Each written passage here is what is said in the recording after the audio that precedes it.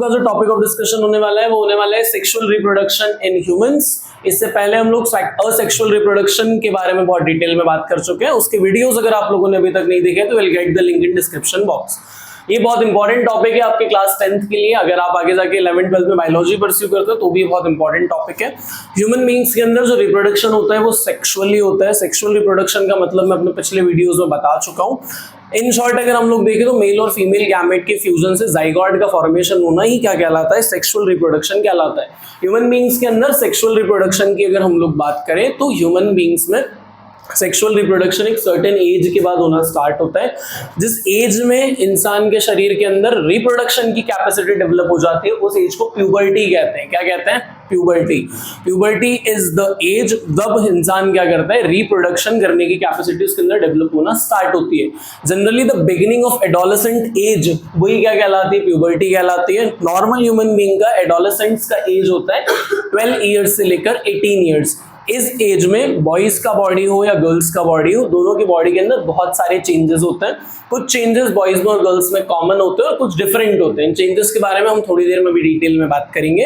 बाकी ये सारे के सारे जो चेंजेस होते हैं, इन चेंजेस के होने को हम कहते हैं सेक्सुअल मैच्योरेशन। क्या कहलाता है ये? Sexual maturation. कि जितने भी चेंजेस एडोलेसेंट एज में बॉडी के अंदर होते हैं वो सारे चेंजेस सेक्सुअल मैच्योरेशन का सिग्नल होते हैं कि हाँ भैया जो बॉडी है वो धीरे धीरे करके सेक्सुअल डेवलपमेंट या रिप्रोडक्टिव कैपेसिटी की तरफ क्या हो रही है, डेवलप हो रही है। एडोलेसेंस में अगर हम लोग बात करें तो मेजरली मेल और फीमेल बॉडी के अंदर जो टेस्टिस और ओवरी होते हैं respectively, testis in the male body and ovary in the female body, इसमें ये क्या होते हैं, फंक्शन होना स्टार्ट हो जाते हैं। लाइक सीमेन सिक्रीट करना स्टार्ट कर देती है बॉयज की बॉडी और ओवरी से मेंस्ट्रुएशन साइकिल जो होता है फीमेल्स का वो बिगिन हो जाता है। Is it clear to everyone? Copy कर लो इसको जल्दी से। फर्दर हम लोग बात करें तो एडोलेसेंट एजेस के अंदर कुछ कॉमन चेंजेस होते हैं बॉयज और गर्ल्स दोनों की बॉडी में, कुछ डिफरेंट चेंजेस होते हैं। तो पहले हम लोग डिस्कस कर लेते हैं कि कॉमन चेंजेस कौन कौन सा होता है बॉयज और गर्ल्स में। सबसे पहला जो चेंज होता है आपके आर्म्स के ऊपर, लेग्स के ऊपर और आपके फेस के ऊपर बहुत हल्के हल्के से पतले पतले से बाल आना स्टार्ट होते हैं। दूसरा जो चेंजेस बॉयज में और गर्ल्स में कॉमनली ऑब्जर्व किया जाता है, क्या ऑब्जर्व किया जाता है, स्किन बहुत ज्यादा ऑयली हो जाती है और उसके बाद थोड़े थोड़े पिंपल्स आना स्टार्ट होते हैं। ये जो पिंपल्स होते हैं ये क्यूरेबल होते हैं, अपने आप ही खत्म हो जाते हैं। हाँ, इसमें अगर आप बहुत सारा लोशन लगा के, क्रीम लगा के करते हो तो आप अपना फेस खराब कर सकते हैं। तो ये डिस्क्लेमर की वार्निंग के साथ युवराज सर आपको बता रहे हैं कि ये पिंपल्स आना फेस पर एडोलेसेंस की एज में कॉमन है। ठीक है भाई साहब, लड़का हो या लड़की दोनों के चेहरे के ऊपर पिंपल्स दिखते हैं, फोड़ा फुंसी हमारी भाषा में कहते हैं, सभी के चेहरों पे दिखते हैं। तो हाँ इतना बड़ा वाला हो गया ऐसे करके डरना नहीं। और ये हिमालय वाला बड़ा बेचता है भाई, कॉपीराइट मत लगाए क्यों मेरे वीडियो पे, Himalaya face wash first pimple Himalaya लगाओ, कहीं नहीं होता, लगा के देख लेना, फालतू पैसा वेस्ट है। ठीक है, तो पहला क्या हो गया, थिनर हेयर्स ग्रो होते हैं आपके आर्म्स के ऊपर, आपके लेग्स के ऊपर, फेस के ऊपर हल्के हल्के बाल आना स्टार्ट होता है। ये बॉयज और गर्ल्स दोनों में कॉमन है।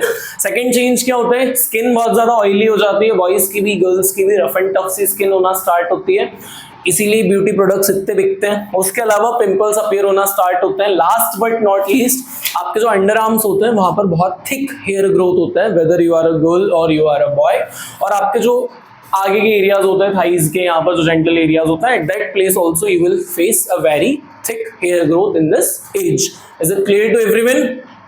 किसी को कोई डाउट तो नहीं है? चलो कॉपी कर लो इसको जल्दी से। इसके बाद में कुछ स्पेसिफिक चेंजेस होते हैं जो कि गर्ल्स की बॉडी में अलग और बॉयज की बॉडी में अलग होते हैं। तो हम एक एक करके दोनों की बॉडी के स्पेसिफिक चेंजेस देख लेते हैं। अभी हमने जो चेंजेस देखे वो कॉमन है, वो बॉयज और गर्ल्स दोनों की बॉडी के अंदर होता है। अगर हम लोग बॉयज के बारे में बात करें तो जो सबसे पहला चेंज होता है वो होता है थिक फेशियल हेयर ग्रोथ। इसका क्या मतलब है, फेस के ऊपर बहुत ज्यादा घने घने बाल आना स्टार्ट होते हैं। हमारी नॉर्मल भाषा में हम कहें तो दाढ़ी और मुंह चुभना स्टार्ट होती है। ठीक है, बॉयज में पहला स्पेसिफिक चेंज है दाढ़ी मुंह। कभी देखिए किसी लड़की को दाढ़ी मुंह लेके घूमते हुए नहीं उगते ना, गर्ल्स के फेस के ऊपर दाढ़ी मूंछ नहीं आती, बॉयज के फेस के ऊपर आती है। तो स्पेसिफिक चेंज हुआ, एडोलेसेंस की एज में होता है। यहाँ सभी लोगों की मूंछें दिख रही है मेरे को, थोड़े समय में दाढ़ियां भी आ जाएंगी। दूसरा क्या होता है, आवाज थोड़ी थोड़ी फटना स्टार्ट होती है। सुना है टीचर्स बोलते हैं फटे हुए बांस चुप हो जा। तो वो जो आवाज बॉयज की क्रैक होना स्टार्ट होती है वो एडोलेसेंस की एज में स्टार्ट होती है। एडोलेसेंस की एज के पहले गर्ल्स की और बॉयज की वॉइस में बहुत ज्यादा डिफरेंस नहीं होता है। बॉयज में मीठा मीठा मीठा मीठा बोलते हैं कोयल जैसा, फिर आवाज हो जाती कौवे जैसी। ठीक है, with the passage of time. Next changes क्या होते हैं, पेनिस का जो साइज होता है वो ओकेजनली बड़ा होना स्टार्ट हो जाता है। तो this are some specific changes which took place in boys body. जब हम गर्ल्स की बॉडी में स्पेसिफिकली बात करते हैं तो जो सबसे पहला चेंज देखने के लिए आपको मिलता है वो चेंज होता है ब्रेस्ट का जो साइज होता है वो नॉर्मली एनलार्ज होना स्टार्ट हो जाता है। उससे पहले गर्ल्स के ब्रेस्ट का साइज नॉर्मल होता है, बट इस एज में आकर ब्रेस्ट का साइज क्या होता है, एनलार्ज होना स्टार्ट हो जाता है। जो निपल स्किन होती है उसका डार्कनिंग उसके ऊपर स्टार्ट हो जाती है, डार्क कलर्ड हो जाता है, बाकी की स्किन से उसका कलर डिफरेंट आपको देखने के लिए मिलेगा। और सबसे इंपॉर्टेंट होता है मेंस्ट्रुएशन साइकिल क्या हो जाती है, स्टार्ट हो जाती है। So third and last is onset of menstruation. This are the specific changes जो कि एडोलेसेंस की एज में आपको देखने के लिए मिलते हैं। अच्छा, एक बात और मैं आप लोगों को बता दूं, इसके अलावा भी बहुत सारे चेंजेस होते हैं, बट हम जिन भी चेंजेस की बात कर रहे हैं ये सारे सेक्सुअली प्रोडक्शन करने की प्रोसेस से रिलेटेड चेंजेस हैं। इतना क्लियर है सभी लोगों को? कॉपी कर लो इसको जल्दी से। अभी ऊपर हमने जितने भी चेंजेस के बारे में बात की उन सभी चेंजेस के बारे में आपको कुछ चीजें याद रखनी है। देखो, all the changes which discussed above are related to reproductive process. हमने भी जितने भी चेंजेस पढ़े, वेदर ब्रेस्ट का साइज बड़ा होना, निप्पल के कलर में डार्कनिंग होना, पेनिस का साइज ओकेजनली एनलार्ज्ड होना, ये सारे चेंजेस रिप्रोडक्टिव प्रोसेस से रिलेटेड है। मैंने अभी भी आपको बताया कि इसके अलावा भी बॉडी के अंदर आपके एडोलेसेंट एज के अंदर बहुत सारे चेंजेस होते हैं, जिन चेंजेस को आपने क्लास 8 में डिटेल में डिस्कस किया है, जो यहाँ हमारे काम के नहीं है। हमें क्या याद रखना है, जो भी चेंजेस हमने पढ़े हैं वो सभी किस चीज के लिए इंपॉर्टेंट है, रिप्रोडक्टिव प्रोसेस के लिए इंपॉर्टेंट है, पहली चीज। दूसरी चीज, ये चेंजेस बहुत ही धीरे धीरे होते हैं, it will take the time of years. इसीलिए हमने देखा है एडोलेसेंट का एज 7 से 8 साल चलता है, 11 से 19 या 12 से 19, 7 से 8 साल क्या होता है, चलता है। तो ये चेंजेस एक दिन में ऑकर नहीं होते, इट विल टेक टाइम, बहुत स्लो इसका प्रोसेस है, और कोई भी चेंज बहुत जल्दी कंप्लीट नहीं होगा, ये हम जानते हैं, इट विल टेक टाइम। इसके अलावा अगर हम लोग बात करें तो डिफरेंट पर्सन्स में ये चेंजेस डिफरेंटली ऑकर होते हैं। जैसे अगर आप लोग अभी रिसेंट ट्रेंड देखेंगे तो बहुत सारी गर्ल्स में मेंस्ट्रुएशन साइकिल 8 इयर्स या 9 इयर्स की एज में भी ऑकर हो जाता है। कुछ लोगों में 14-15 इयर्स की एज तक ऑकर नहीं हो पाता है। इन द सेम, मेल जो है वो स्पर्म बहुत सारे जल्दी प्रोड्यूस करना स्टार्ट कर देते हैं 10-11 साल की एज में। कुछ लोग जो है 15-16 साल की एज तक प्रोड्यूस स्पर्म नहीं कर पाते हैं। रीजन क्या होता है, आपका न्यूट्रिशन किस तरह का है, आपका खान पीन किस तरह का है, आप किस तरह के इन्वायरमेंट में रहते हैं। तो पर्सन टू पर्सन ये चेंजेस क्या करते हैं, वेरी करते हैं। एडोलेसेंट का एज कोई फिक्स नहीं हो गया कि 12 से 18 सर ने लिख दिया तो 12 से 18 ही होगा, ये वेरी कर सकता है पर्सन टू पर्सन। अब जिस पर्सन के अंदर ये सारे के सारे चेंजेस हो जाते हैं, टाइम लेके हो जाते हैं, 6-7 साल के अंदर हो जाते हैं, तब हम उस मेल या फीमेल को सेक्सुअली मैच्योर्ड पर्सन कहते हैं।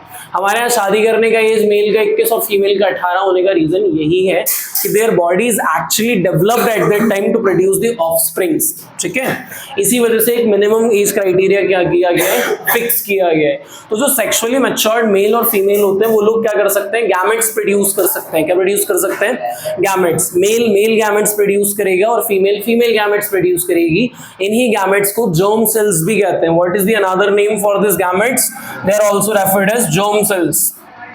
अब जब हम लोग बात करें मेल के अंदर, तो मेल बॉडी स्पर्म फॉर्म करती है, क्या फॉर्मुलेट करती है, स्पर्म फॉर्मुलेट करती है, और फीमेल बॉडी जो है वो ओवम का फॉर्मेशन करती है, जिसको एग भी कहते हैं। ये कहाँ डेवलप होता है, डेवलप होता है ओवरी में। ये कहाँ डेवलप होता है, पेनिस में डेवलप होता है। इनके दोनों के फ्यूजन से किसका फॉर्मेशन होता है, ऑफस्प्रिंग का। मतलब फ्यूजन से पहले जाइगोट, फिर एम्ब्रियो, और ऐसे करके लास्ट में क्या होता है, एक नए ऑर्गेनिज्म का फॉर्मेशन होता है। इतना सभी लोगों को समझ में आया? इसमें किसी को कोई डाउट है? ठीक है, कॉपी कर लो इसको।